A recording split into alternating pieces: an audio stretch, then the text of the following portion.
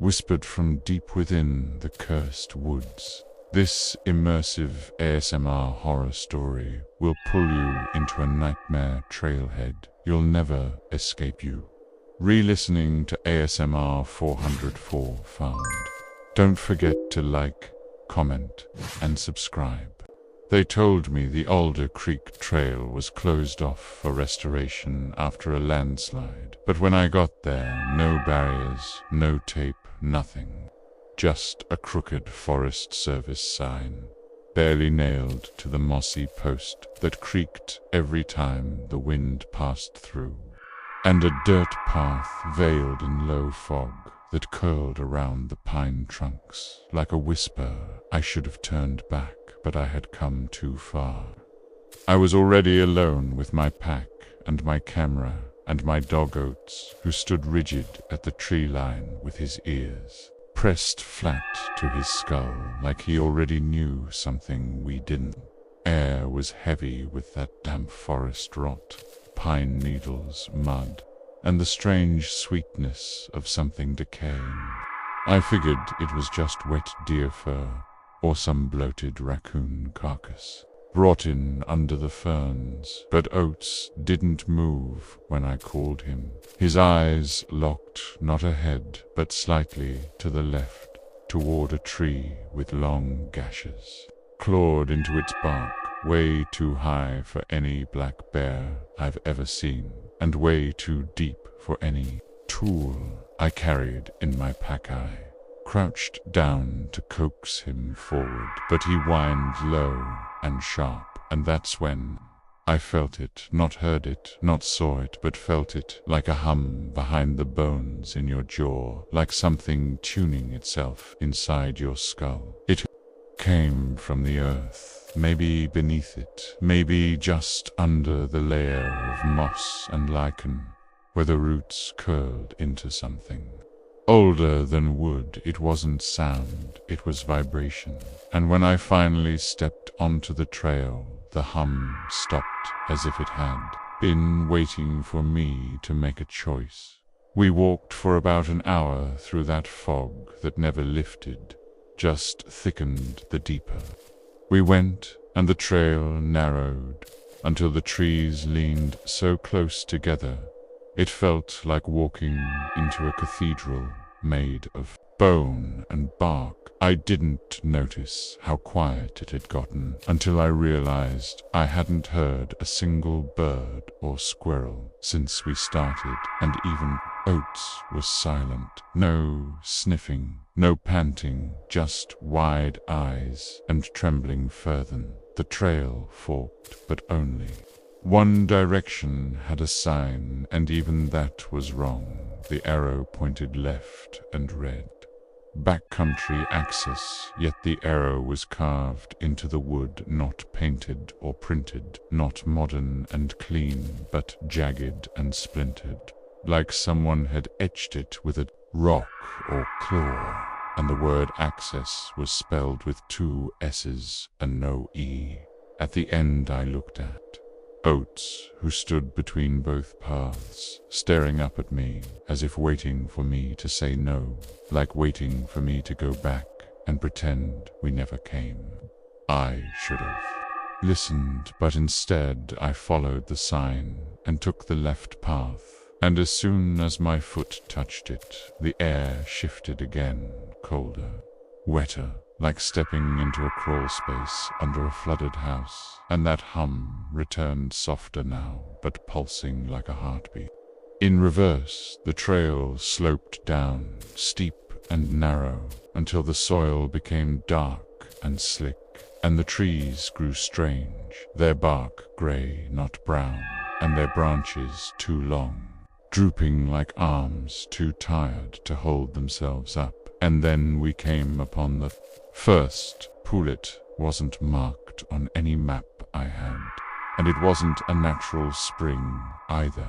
It was too round to still like it had been placed there deliberately. No ripples, no insects, just black water as reflective as oil, with pine needles floating in a perfect ring around the edge like a wreath. and I stepped closer against my better judgment, peering down into it, expecting to see the sky, or my reflection, or nothing at all. But what I saw were faces, not clear ones, not human ones, but silhouettes of mouths open wide, eyes stretched hollow with skin, too pale to be alive. And when I blinked, they were gone, and the pool looked normal again, except for the faint shimmer just under the surface that reminded me of glass stretched tight over something.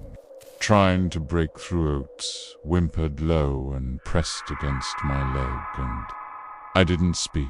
I just walked around the pool quickly and continued forward, even though every part of me screamed that the trail was wrong and the fog was thicker, now pressed in close enough that I could see moisture beading on my lashes like sweat, and the trees looked wet too, not just from dew but soaked as if they'd been crying for a long time, or maybe they were still crying. Maybe they weren't trees anymore. Eventually, we reached what looked like an old ranger cabin tucked between a grove of those strange gray pines. The door was gone, and the wood was covered in moss, but I could tell someone had been there recently. The ashes in the fire pit were still warm, and the remains of something freshly skinned hung from a hook by the frame, something too large for a rabbit, but too small for a deer, maybe a coyote. Maybe not. Inside there was a single cot, a lantern, and on the wall, carved deep into the planks, was a series of tally marks, hundreds of them, maybe thousands, uneven, carved with different depths, like different hands. Different days, some crossed out, some circled, and underneath all of them, in what looked like dried blood, the word stay written 7 times in 7 rows, each one shakier than the last. Ty backed out slowly, and we continued, but the trail was gone behind us, vanished into the fog like it had never existed, and the trees around us shifted. Somehow, I swear, they weren't the same ones. And Oates barked once, sharp and terrified, and that's when we saw Etat first. I thought it was a hiker slumped against a tree, head tilted back, eyes closed, mouth parted like they'd fallen asleep sitting up. But as I got closer, I saw the skin was to smooth the clothes, to dry the limbs, to still, and then I saw the water dripping from its eyes, not tears, but black water, the same color as the pool, and its mouth began to open wider and wider and wider, until it wasn't a mouth anymore, but a gaping, hollow tunnel. And Ronnie didn't care where I just ran, pulling. Oates behind me, stumbling through roots and ducking branches, and that hum grew louder, pulsing like it was inside me, trying to crack my ribs open from the inside. And I ran until the forest changed again, until we were back at the pool, except this time there were 3, and each one had a reflection standing beside it. Not mine, not Oates, not anyone I recognized, just silhouettes darker than the fog, eyes like burned holes, bruise and mouths still gaping wide-eyed. Tried to move, but my feet wouldn't budge, and Oates let out a low growl. But it came out wrong, like it echoed before he made it, like time wasn't working right. And then the pool closest to me rippled just once, and something began rising out of it. Not fast, not splashing, just lifting, like being unwrapped from inside the earth. And I knew I was looking at myself, but not quite it. Had my jacket, my hair, my stance, but its face was bloated and pale, like something pulled from deep cold water, and its eyes were open too wide, and its mouth hung slack, and water poured from it in slow streams that hissed when it hit the ground. Then it smiled at me, but not with warmth or recognition. It smiled like a wound splitting, open just for May grabbed oats, and I screamed, but no sound came out, and the forest swallowed everything. I don't remember running. I only remember falling through cold and bark and dirt and soundless fog, as if the forest itself bent open and dropped us into something beneath. It not a cave, not a hole, just a space that didn't obey direction or air or even time, and I landed hard on roots that felt soft like muscle and warm like breath. And the moment I blinked, I was standing again. Oats still beside me, soaked and shaking, but alive, and something else to the hum was gone, replaced now by a distant knocking, not rhythmic, not natural, like something with two many arms was tapping every tree from the inside, asking to come out. And all around us the grey pines loomed closer, their branches twisted into angles.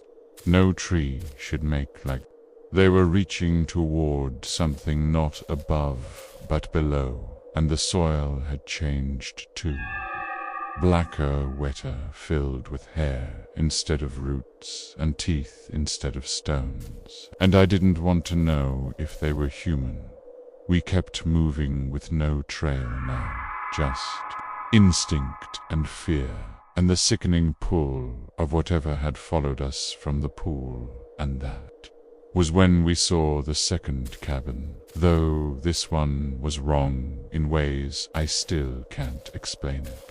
Looked identical to the first, down to the notch in the roof beam, and the lantern left unlit on the sill, except it was flipped like mirrored, and inside it was already occupied. Man sat on the cot, unmoving, staring at the wall with eyes that didn't blink, and skin that glistened like something born, not made, and he opened his mouth when I stepped closer, and what came out wasn't words. It was that same vibration, that same hum, but louder, sharper tuned to a scream just under the skin, and his lips bled as he hummed, and his eyes rolled back, and he kept humming, and I understood in that moment that he wasn't alone in that body anymore.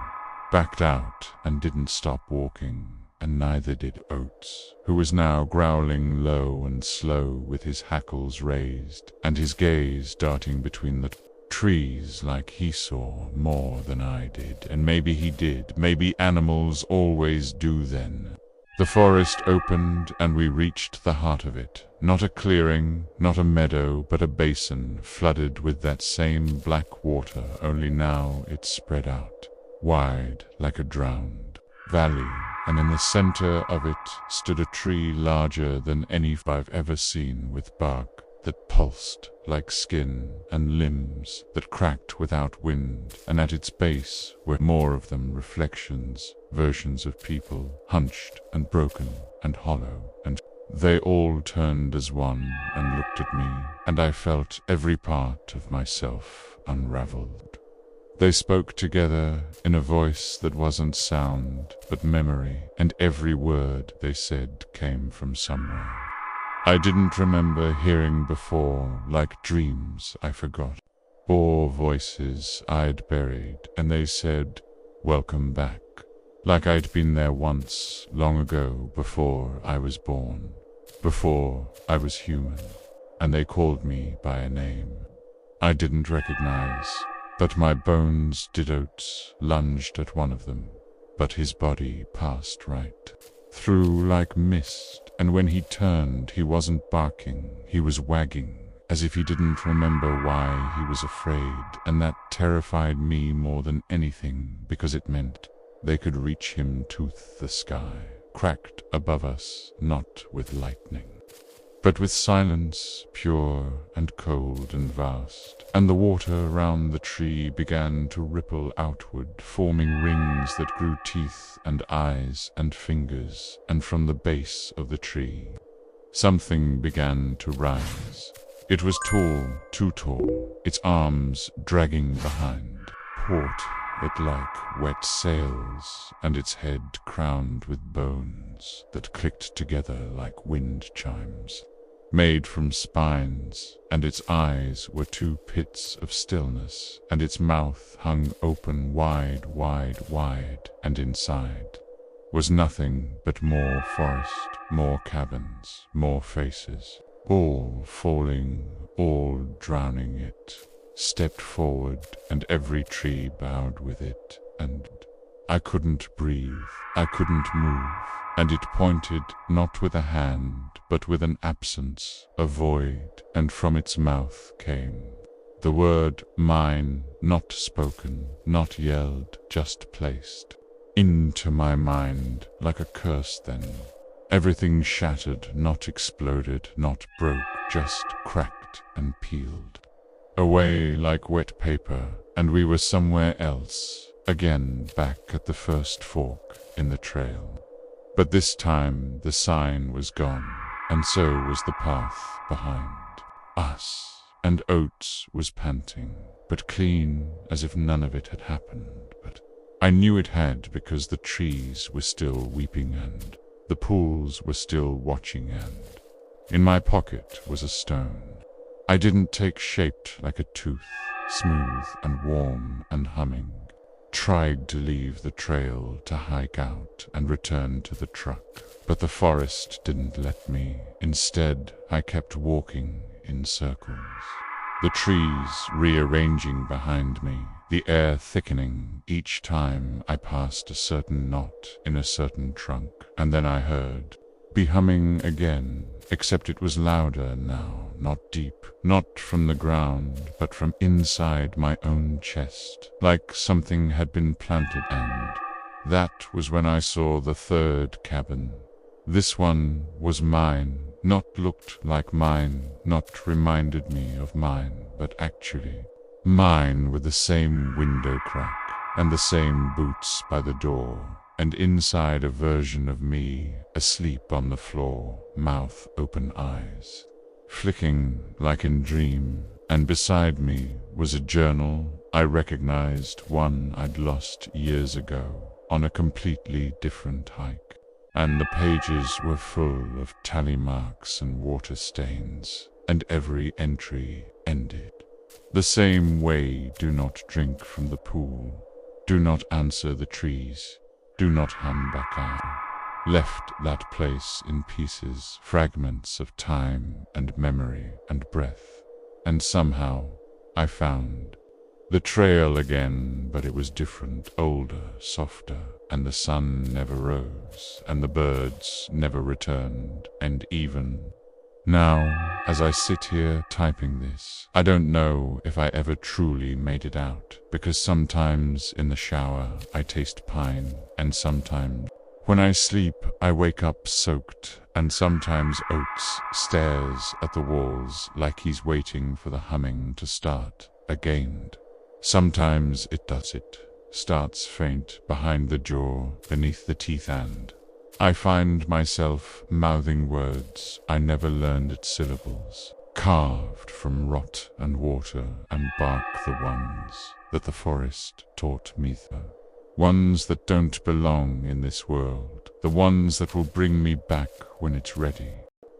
I didn't tell anyone at first, not because I didn't want to, but because I couldn't. The words wouldn't line up in my throat every time I tried to speak about it. Something inside me clenched like a fist made of roots, squeezing tighter until I choked it back down and nodded politely when people asked how the hike was, and said, yeah, Oregon was beautiful, and yeah, the dog had fun, and no, I didn't get any good photos this time, but maybe next time.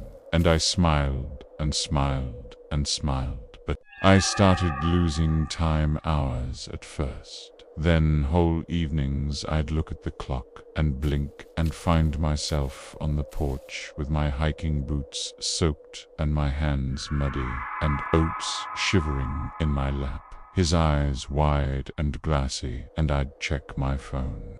And there'd be photos I didn't take, blurry shots of woods that weren't nearby, cabins that didn't exist, and close-ups of water, black and slick and motionless. My voicemail filled up with static, my dreams filled with fog, and that tree that shouldn't exist, that tree with no shadow and no age. And the knocking came back louder now from the walls, from beneath the bed, from inside my mirror, and sometimes I'd catch my reflection moving before I did, just for a second, just enough to know it wasn't mine anymore.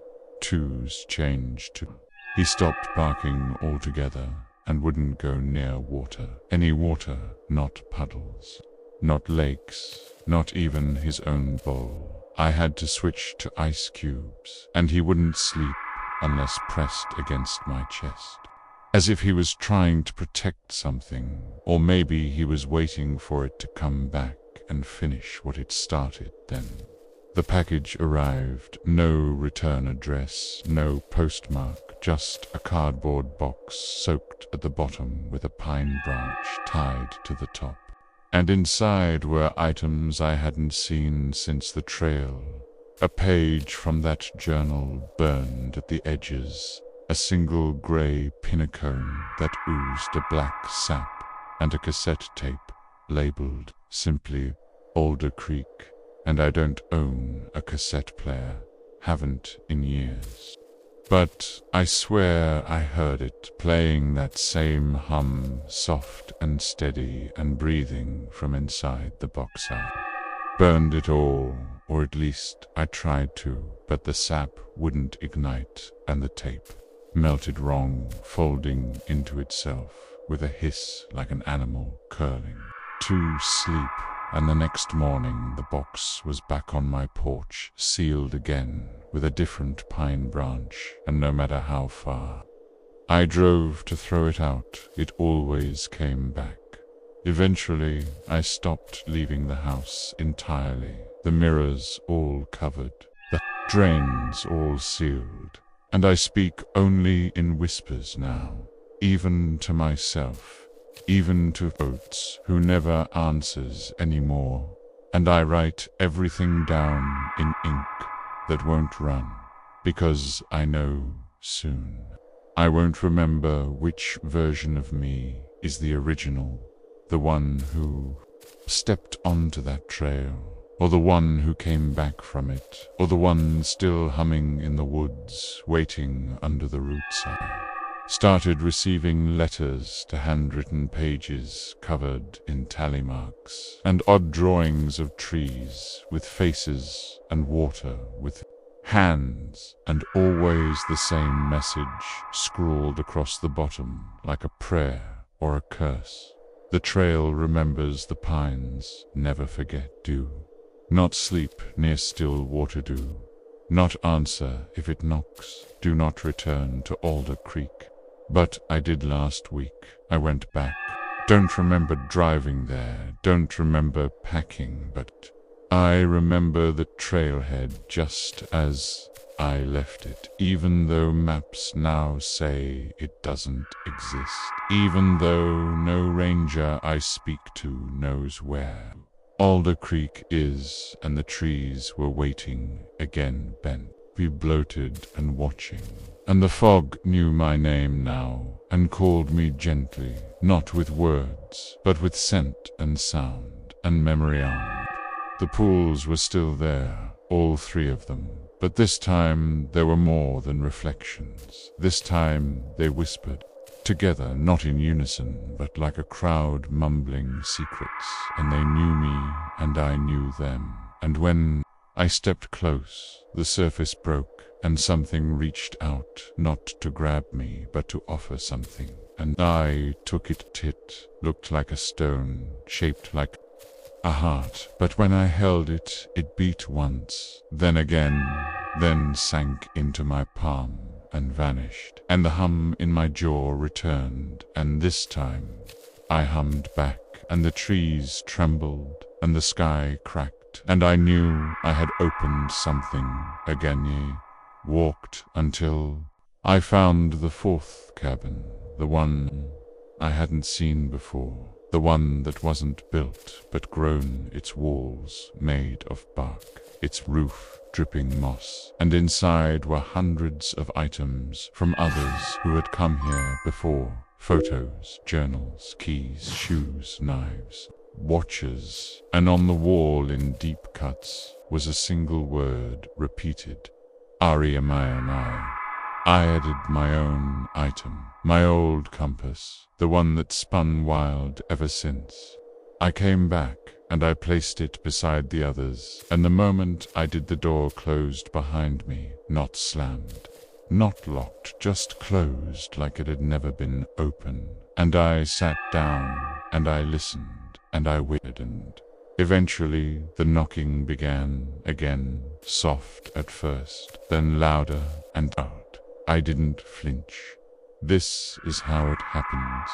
You go into the woods to find something, and something finds you instead, and sometimes it lets you leave, but only if you promise to return. When you do, it doesn't need to take you, 'cause it already has it. Just needs you to remember, and now you do so. If you're reading this, if you found this post, and you've hiked near Umqua, or anywhere the forest still breathes too loud, and the pools stay too still, don't follow the path if the sign has no paint on. Look into water that has no ripples, don't enter any cabin that doesn't cast a shadow, and if the trail forks and the fog thickens and your dog refuses to walk forward, turn around. You're already being watched, and once it knows your name, you hear it again right behind your teeth. That ham, that welcome, that forever. They always said the Rattlesnake Ridge Trail was cursed, not haunted, not dangerous, just cursed, like something bad would always happen, no matter the season or the weather or the person. And when I pulled up to the old gravel lot, half the sign was missing, and the other half was hanging by rusted nails, swaying gently in wind that didn't exist, and the words carved into it were faded but still legible. Rattlesnake Ridge Trailhead, enter quietly. Didn't think much of that line at the time. Maybe a joke, maybe a warning for wildlife, but now I know better now. I know they meant it literally, because the forest out there doesn't like noise, and when you break its silence, it breaks something in you in return.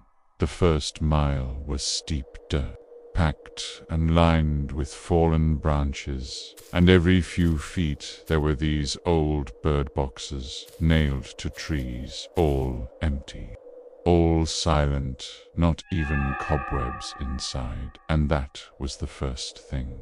I noticed there were no birds, not one, no chirps, no rustles, no flapping, and even the wind felt like it moved without sound, like the leaves rustled in mime, and every time my boot hit the ground it felt wrong, like it was too loud, like I was being rude. My dog, Jonah, was with me, a lean mutt with golden eyes and a bark that usually never stopped, but today he was quiet, tail down, ears low, his steps barely audible behind mine, and when I turned to check on him, he was staring into the trees, not sniffing, not curious, just watching like something was watching back. I shrugged it off, told myself it was just a weird patch of woods, but deep down something in me already knew this wasn't like the other hikes. This wasn't like anything I'd walked into before, and I should have turned around. I should have turned around right then, but I didn't. Path narrowed around a bend lined by jagged, moss-covered rocks and strange carved symbols that looked like inverted antlers or roots that branched the wrong way, and they weren't etched, they were grown into the stone like the rock had sprouted them, and when I brushed my hand against one, I felt a vibration that didn't match my pulse, didn't match any rhythm. I knew, and that's when I stopped hearing my own footsteps altogether. No crunch of gravel, no snap of twigs, no breath, nothing. I opened my mouth and called out to Jonah, and the words didn't come out. They just died behind my teeth, like the air had been soaked in cotton. And then he barked once, sharp and clear, but it echoed wrong. It didn't bounce off trees or drift. It just dropped straight down, like it had weight, like it had fallen through the forest floor. And then he whimpered and started walking faster ahead of me, and I had to jog to catch up. That's when I saw the first figure. Not a person, not really, just the shape of one standing deep in the woods to the left of the trail pale.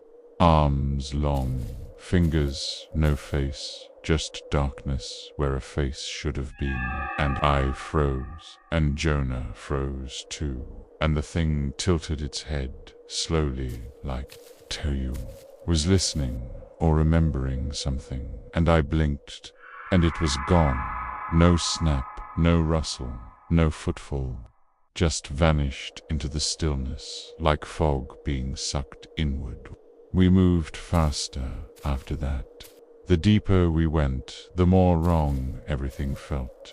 The air grew heavier like water, and every turn looked the same, like the trail was looping, but the GPS still showed forward progress. And my watch ticked normally, but I didn't trust it anymore, because the shadows didn't match the light, and the moss on the trunks began to glow faint green, like it was bioluminescent. But only when I looked at it through my phone screen. There was a clearing just ahead, small and round, and when we stepped into it, everything changed. The silence cracked, not broken with sound, just cracked like glass beneath your feet. Something shifted, and I heard this low droning buzz, like 1,000 voices humming from far below. Like the earth itself was vibrating, and in the center of the clearing was a rock circle, not ancient, not primitive, but perfect, clean, smooth, like it had been cut with machines. And inside it was a well, no rope, no bucket, just a black hole, about 3 feet wide and 6 feet deep. Looked into it, shouldn't have, but I didn't. Down there, I saw nothing but space, and then the silence whispered back. It said my name, but not in a voice, in a shape, in a memory. And Jonah backed away, whining, and I saw his legs shaking, and he wouldn't come near it. He wouldn't even meet my eyes anymore. And the buzzing got louder, until I had to press my hands against my ears. And even then, I could still hear it in my spine. I ran from that place, ran down a trail that wasn't marked on my map, with trees that weren't the same shape anymore, and roots that moved when I wasn't looking, and every now and then I'd see someone just standing, watching, not approaching. Just waiting with that same blank hole for a face. And I realized they weren't people. They were echoes, like burned-in silhouettes of hikers that had come here before and never left. Not truly eventually. I found a sign nailed crooked to a broken stump, with red string wrapped around it, and scratched into the wood were the words, You're in IT now. And the string wasn't string at all. It was hair wet and matted and wrapped tight. Jonah started growling again, but it was low, guttural, not his usual voice. And when I looked down, his eyes were glassy, and I swear his breath came out backward, and I knew something was wrong with him now. Something had touched him, had seeped in through the silence, and was hollowing him out slowly from the pen side. The last thing I remember before the trail bent into pitch was seeing a second version of me standing ahead on the path, staring back without blinking, and my mouth moved, but his didn't. And when I turned to Jonah, he was gone, and the forest was breathing, and it was breathing in. I tried to scream, but nothing came out. Not a whisper, not a gasp, just the tightening of my lungs and the pressure in my head, like I was underwater too deep for the surface to remember me. And the forest closed in tighter with every step, and the version of me ahead didn't move, just stood there staring with eyes that looked like mine, but were still too glossy. And his lips parted, just barely, and I heard a sound that didn't belong to any human throat, a sort of reverse inhaling, like something pulling my voice out through my bones. I blinked, and he was gone, and the trail split in 4 no markings, no signs.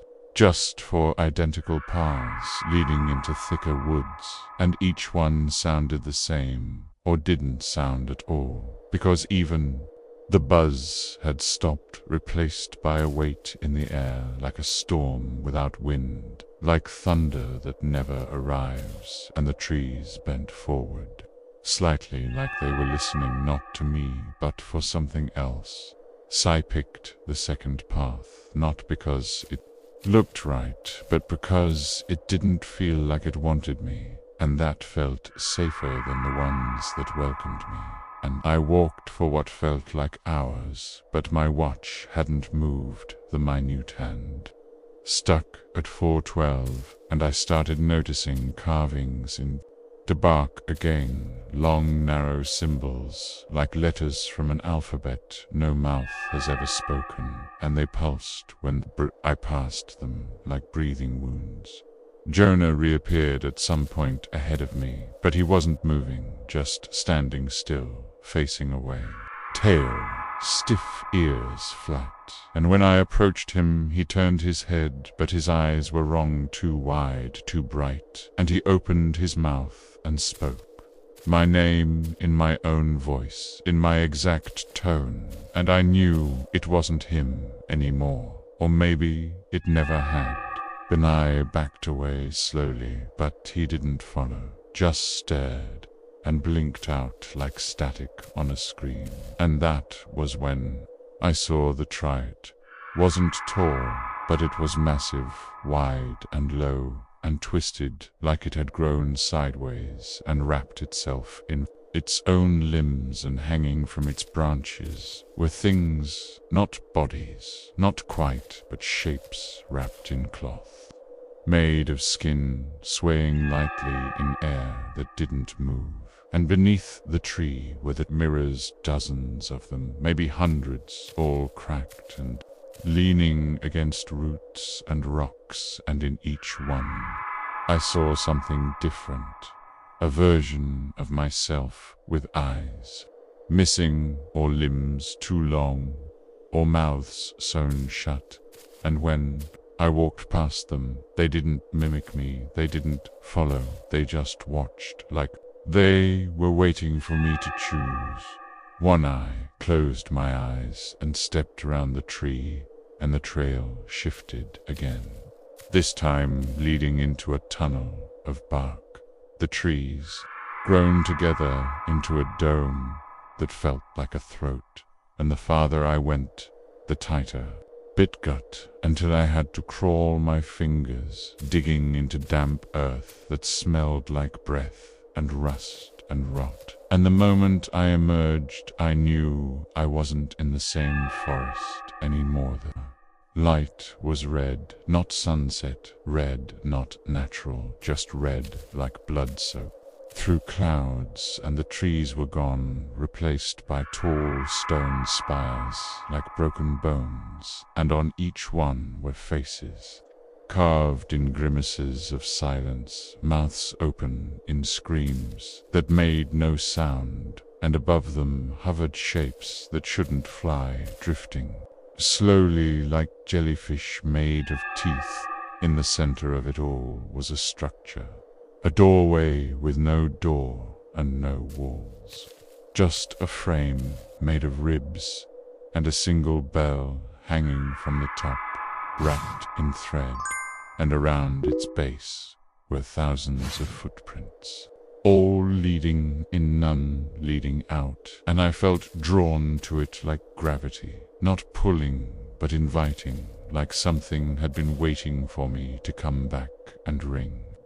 The bellbat I didn't, he walked past it, shaking and barely breathing, and as I did, I heard whispers, again soft and low, like 1,000 insects, crawling beneath paper, and they said things I couldn't translate, not words, but intentions, and I felt them wrap around me and crawl through my skin and settle behind my eyes, and when I blinked, I was back on the trail, again, something pretending to be the trail. The trees were straight again, but too smooth, like skin, no bark, no branches, and the ground was soft like flesh, and I felt a pulse beneath my boots, and the sky above was empty. Just blank, colorless space, like the ceiling of something not meant to be seen, and the air was too quiet, not even my breath echoed, and I felt like I'd been erased then.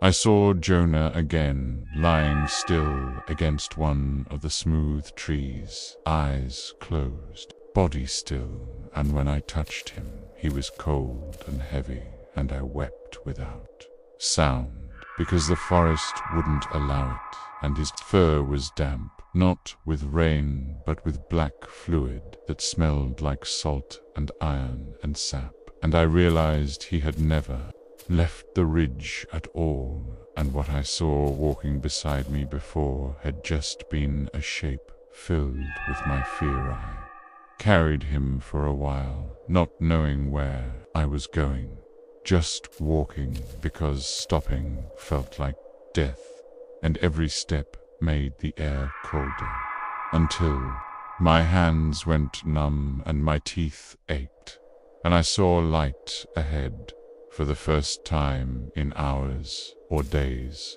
or however long I'd been trapped. It was a fire small, flickering in the distance, and when I reached it, I saw a man sitting beside it, dressed in park ranger gear that didn't fit quite right, to tight in some places, to loose in others, and his face was hidden beneath a hat pulled low, and he didn't speak, just gestured to the ground across from him, and when I sat down, he handed me a book, bound in skin that felt like my own, and the cover read Aretiorin 9G inside. It were drawings, hundreds of them, all of the trail, and the tree, and the bell, and the mirrors, and the faces, and at the end a single sentence written over and over again in trembling black ink dew, not speakdo, not singdo, not esto-y, handed me a pen and pointed to the last blank page, and I wrote my name without understanding why, and the moment I did, he stood, walked into the woods, and dissolved like smoke in the wind. I woke up at the base of Rattlesnake Ridge Trailhead, curled next to Jonah, who was warm again, breathing, but changed his fur, matted in places that wouldn't wash clean, and his eyes always fixed on the tree line, and every now and then he growls at shadows I can't see, Don't hike anymore, not there, not anywhere. Not since the ridge, not since the forest, and I don't sleep near windows or mirrors, and I keep the bell hidden far underground, because sometimes when I walk too close to it, it rings, and it's never ringing for Mitts, ringing for the next one, the next person, who steps too loud or speaks too soon or looks too long and hears the silence whisper back. It's been weeks since I came back, but the forest didn't stay behind. It followed in ways that don't show up on cameras or maps or reports, but in patterns, in reflections, in moments where I catch myself thinking things that don't belong to me, remembering paths I never walked, voices I never heard, and yet they feel like mine, like they've been stitched into me by branches that reach from behind the sky sometimes. I hear footsteps outside my window, soft, slow, deliberate, and I live in a second-floor apartment, far from any woods, far from any trail, and I tell myself it's nothing. I tell myself I imagined it, but the dust always shifts in the morning, in the shape of prints, not feet, not shoes, just shapes. And once I found a pine needle on my pillow, though there are no pine trees within miles. Jonah's changed more than me. He doesn't bark, doesn't whine, doesn't make any sound at all, and his eyes have turned grey in the mornings just for a moment before the sun rises. And when I whisper his name, he tilts his head like he knows it, but doesn't own it. And when I reach to touch him, his fur sometimes feels like moss, sometimes like water, sometimes like nothing at all. And I've begun sleeping with the lights buying, because the dark has grown teeth, and they press against the back of my skull when I dream Eve started mapping the things I remember, not on paper, but on my walls, drawing the symbols. I saw the tree, the faces, the bell, the well, and the mouths. And every time I think I've finished, more appear in my sleep, etched into the paint with fingers I don't recognize, and ink that smells like pine and copper. And I know I'm not the only one, because others have started posting online in strange forums behind password walls, talking about trails that don't exist on GPS, and noises that erase your voice, and wells that hum beneath your feet. We don't call it the same thing, but we know it's the same place, the same force, the same hunger. It feeds on presence, not flesh, not blood, not even soul, just the idea of you. It eats your name, your noise, your breath, and it leaves behind a version of you that can walk and talk and blink and smile, but doesn't remember how to scream. And when the forest sends that version back, it slips into your life like a glove, and all you can do is watch from somewhere behind your own eyes, while it speaks to your family and eats your food and dreams your dreams, and every now and then it hums just loud, enough for you to hear it from the other side of your teeth one night. I woke up to the sound of my own voice calling me from the hallway, and when I stepped out there, I was standing barefoot at the end of the corridor, smiling, not angry, not sad, just patient, and it waved, once slow like syrup in cold air, and then it whispered in that dry humming whisper, "You're not back yet, but you will beyond." Then it was gone, and Jonah didn't react, and the lights never flickered, and the door was still locked, and the silence that followed lasted for hours. The bell is still buried beneath the floorboards, wrapped in chains and cloth. soaked in salt, and I don't go near it anymore. Not since the night I heard it ringing, even though it was sealed. And even though I hadn't moved, and even though there was no wind, and that sound pulled something awake in me, something old and cold, and I heard the forest breathing again just for a second, just enough to know it still knows my name. The trail never ends, it just moves, waits, shifts into new shapes in new places, and it waits for the ones who speak too loud, or walk too far, or follow the silence. When it starts to hum, and even now, as you read this, as your breath slows, and your jaw tightens, and your teeth start to buzz, it's listening because you're closer than you think, because you've already heard it once before, in the trees, or the pipes, or the moments between blinking, and maybe you forgot, or maybe you chose not to remember. But the trail doesn't care, it only needs a moment, one step off the path, one whisper to sharp, one dream to deep hand.